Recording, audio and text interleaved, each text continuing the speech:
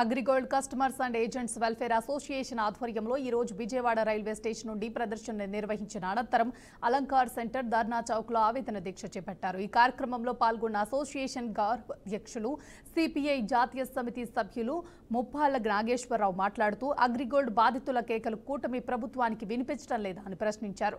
ఘటన జరిగినప్పుడు స్పందించిన పవన్ కళ్యాణ్ డిప్యూటీ సీఎం అయిన తర్వాత బాధితులకు ఇచ్చిన మాట మర్చిపోవడం హాస్యాస్పదమని విమర్శించారు।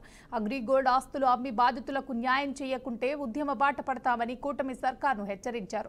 ఈ కార్యక్రమంలో ప్రధాన కార్యదర్శి వి తిరుపతిరావు తదితర నాయకులు పాల్గొన్నారు।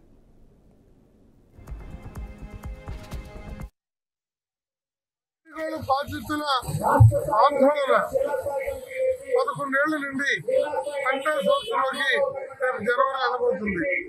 ఈ మొత్తానికి కారకులు ఈ యాజమాన్యం అవ్వ సీతారామారావు, అవ్వ వెంకటరామారావు వాళ్ళ సోదరులు। వాళ్ళకి మానవత్వం లేదు।